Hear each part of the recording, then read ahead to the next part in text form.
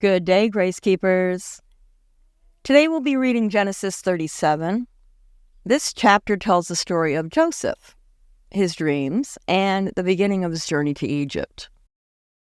This week, I'll be taking it easy and reading a chapter each episode with a few thoughts afterward. Last week was quite intense. As some of you already know, I do everything on my own with the wonderful support of my husband. So I do the recording, the editing, the scripting, and the visuals.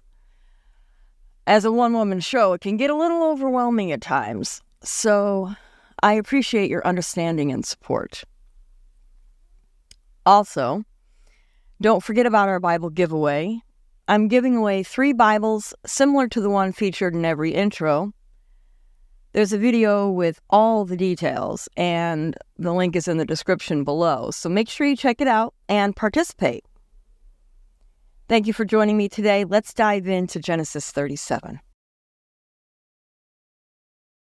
Jacob lived in the land where his father had stayed, the land of Canaan. This is the account of Jacob's family line. Joseph, a young man of 17, was tending the flocks with his brothers, the sons of Bilhah and the sons of Zilpah, his father's wives, and he brought their father a bad report about them. Now Israel loved Joseph more than any of his other sons, because he had been born to him in his old age, and he made an ornate robe for him. When his brothers saw that their father loved him more than any of them, they hated him and could not speak a kind word to him. Joseph had a dream, and when he told it to his brothers, they hated him all the more. He said to them, "Listen to this dream I had. We were binding sheaves of grain out in the field when suddenly my sheaf rose and stood upright, while your sheaves gathered around mine and bowed down to it." His brothers said to him, "Do you intend to reign over us? Will you actually rule us?" And they hated him all the more because of his dream and what he had said. Then he had another dream, and he told it to his brothers. "Listen," he said, "I had another dream, and this time the sun and the moon and 11 stars were bowing down to me." When he told his father as well as his brothers, his father rebuked him and said, "What is this dream you had? Will your mother and I and your brothers actually come and bow down to the ground before you?" His brothers were jealous of him, but his father kept the matter in mind. Now his brothers had gone to graze their father's flocks near Shechem. And Israel said to Joseph, "As you know, your brothers are grazing the flocks near Shechem. Come, I am going to send you to them." "Very well," he replied. So he said to him, "Go and see if all is well with your brothers and with the flocks, and bring word back to me." Then he sent him off from the valley of Hebron.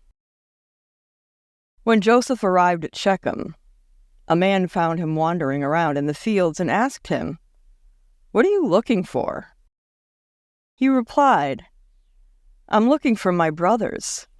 Can you tell me where they are grazing their flocks?"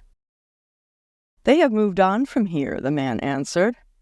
"I heard them say, 'Let's go to Dothan.'" So Joseph went after his brothers and found them near Dothan. But they saw him in the distance, and before he reached them, they plotted to kill him. "Here comes that dreamer," they said to each other. "Come now, let's kill him and throw him into one of these cisterns and say that a ferocious animal devoured him. Then we'll see what comes of his dreams." When Reuben heard this, he tried to rescue him from their hands. "Let's not take his life," he said. "Don't shed any blood. Throw him into this cistern here in the wilderness, but don't lay a hand on him." Reuben said this to rescue him from them and take him back to his father.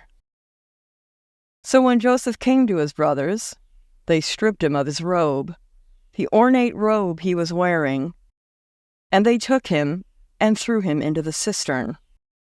The cistern was empty. There was no water in it.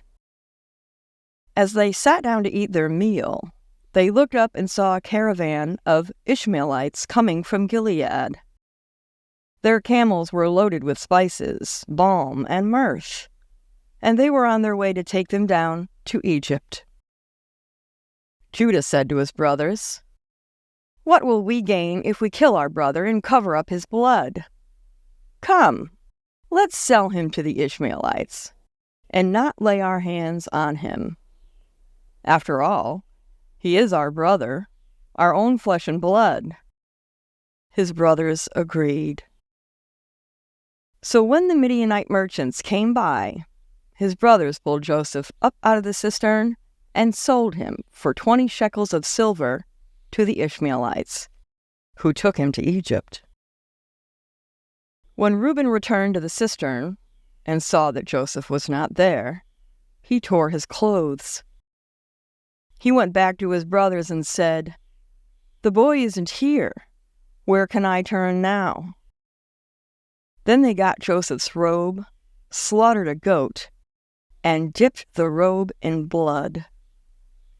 They took the ornate robe back to their father and said, "We found this. Examine it to see whether it is your son's robe." He recognized it and said, "It is my son's robe. Some ferocious animal has devoured him. Joseph has surely been torn to pieces." Then Jacob tore his clothes, put on sackcloth, and mourned for his son many days. All his sons and daughters came to comfort him, but he refused to be comforted. "No," he said, "I will continue to mourn until I join my son in the grave." So his father wept for him. Meanwhile, the Midianites sold Joseph in Egypt to Potiphar, one of Pharaoh's officials, the captain of the guard. That was Genesis 37, where we saw Joseph's dreams and the beginning of his journey to Egypt. Tomorrow, we'll continue with Genesis 38, where we'll read about Judah and Tamar. Thank you for joining me today, and don't forget to check out the Bible giveaway video linked in the description. Share Jesus everywhere you go, and I'll see you here tomorrow for another dose. Peace and blessings.